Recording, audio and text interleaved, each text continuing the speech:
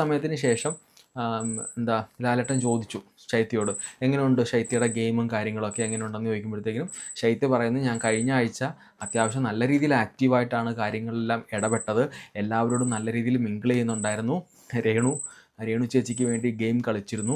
അപ്പോൾ ലാലേട്ടൻ ചോദിച്ചത്, രേണുവിന് ഗെയിം കളിക്കാൻ വേണ്ടിയാണോ വന്നത്? അല്ല, അതായത് സപ്പോർട്ട് ചെയ്യാൻ വേണ്ടിയിട്ട് മാക്സിമം രേണുവിനെ സപ്പോർട്ട് ചെയ്തു എന്നൊക്കെ ശൈത്യ പറഞ്ഞിട്ടുണ്ട്. അപ്പോൾ അതെല്ലാം കഴിഞ്ഞപ്പോഴത്തേക്കിനും ലാലേട്ടൻ പറയുന്നുണ്ട്, ഇതിപ്പോൾ നമുക്കൊന്നും തീരുമാനിക്കാൻ പറ്റത്തില്ല, പ്രേക്ഷകരാണ് തീരുമാനിക്കേണ്ടത്, നിങ്ങളവിടെ ഇന്നാവണോ വേണ്ടോ എന്നുള്ള കാര്യങ്ങളെന്നൊക്കെ പറഞ്ഞ് അല്പം ഒരു ഡ്രാമാറ്റിക് രീതിയിൽ പറഞ്ഞതിന് ശേഷം ശൈത്യ നോ എവിക്ഷൻ എന്നാണ് ലാലേട്ടൻ പറഞ്ഞത്.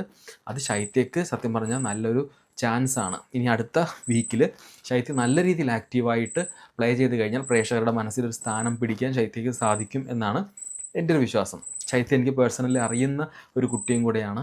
ഞങ്ങളൊരു ഷൂട്ടിനിടയിൽ ഞങ്ങൾ കണ്ടിട്ടുണ്ട്, ഇടയ്ക്കൊക്കെ ചാറ്റ് ചെയ്യാറുണ്ട്. അപ്പം പേഴ്സണലി എനിക്ക് ശൈത്യയോടൊരു അടുപ്പമുണ്ട്. ശൈത്യ നല്ല രീതിയിൽ പ്ലേ ചെയ്യണമെന്നാണ് ഞാൻ പേഴ്സണലി ആഗ്രഹിക്കുന്നത്. ഇനി അതിനുശേഷം ബിഗ് ബോസിൻ്റെ വീക്കെൻഡ് എപ്പിസോഡ് പെട്ടെന്ന് തന്നെ തീർന്നു. അതിന് ശേഷമുള്ള കുറച്ച് കാര്യങ്ങളായിരുന്നു. എപ്പിസോഡ് ലാലേട്ടൻ പോയതിന് ശേഷം അവിടെ എന്തൊക്കെ സംഭവിച്ചു എന്നുള്ള കാര്യങ്ങളാണ് കാണിച്ചിരിക്കുന്നത്. അപ്പോൾ ഓൾറെഡി അനുമോൾക്കും അപ്പാനി ശരത്തിനും തമ്മിൽ എന്തൊക്കെയോ കുറച്ച് മിസ്അണ്ടർസ്റ്റാൻഡിങ്സും കാര്യങ്ങളൊക്കെ ഉണ്ട്. അപ്പോൾ അവർ തമ്മിൽ ഒത്തുപോകത്തില്ല എന്നൊക്കെ അനുമോൾ പറയുന്നു. ഇവിടെ അനുമോളുടെ ഭാഗത്തുനിന്ന് എനിക്കെന്താ, ഇതൊരു ഗെയിമല്ലേ, ഗെയിം ആകുമ്പോഴത്തേക്കിനും ഇത്രയും ആൾക്കാർ ഒന്നിച്ച് ഇത്രയും ദിവസം നിൽക്കേണ്ടതാണ്.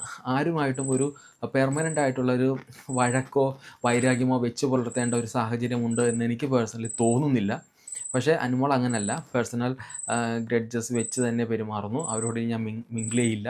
അത് കലാഭവൻ സരികയോടും എന്തോ പ്രശ്നങ്ങളുണ്ട്, ചെറിയ ചെറിയ പ്രശ്നങ്ങളാണ്, മനസ്സിലായോ? അപ്പോൾ ഇങ്ങനെയുള്ളൊരു പ്ലാറ്റ്ഫോമിൽ ഒരിക്കലും സ്ഥിരമായിട്ടുള്ളൊരു വൈരാഗ്യം വെച്ച് നമുക്ക് മുന്നോട്ട് പോകാൻ പറ്റത്തില്ല. കാരണം അത്രയും പേരെ അതിനകത്തുള്ളൂ. അപ്പോൾ അവർക്ക് വേണ്ട രീതിയിൽ സപ്പോർട്ടും കാര്യങ്ങളൊക്കെ കിട്ടണം എന്നുണ്ടെങ്കിൽ അവർ മിങ്കിൾ ചെയ്ത് മുന്നോട്ട് പോയിട്ടേ പറ്റത്തുള്ളൂ. കാരണം ഇതൊരു സർവൈവൽ ഗെയിമാണ്. അപ്പോൾ അത് ആ ഒരു ഫ്ലോയ്ക്ക് അനുസരിച്ച് വേണം നമ്മൾ മുന്നോട്ട് പോകാനായിട്ട്.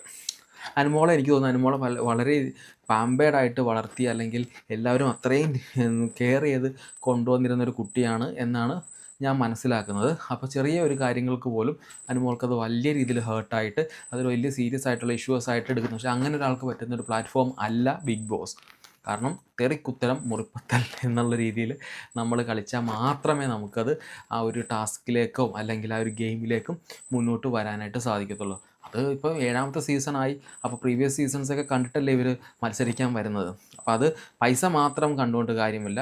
ഈ രീതിയിലുള്ള നമ്മുടെ ഒരു സ്വഭാവ സവിശേഷതകളൂടെ ഒന്ന് ലിമിറ്റ് ചെയ്ത് മാക്സിമം ദേഷ്യം എല്ലാ കാര്യങ്ങളും കൺട്രോൾ ചെയ്ത് നിൽക്കാൻ നമ്മൾ ശീലിക്കണം. എന്നാൽ മാത്രമേ നമുക്ക് പ്രേക്ഷകരുടെ മനസ്സിൽ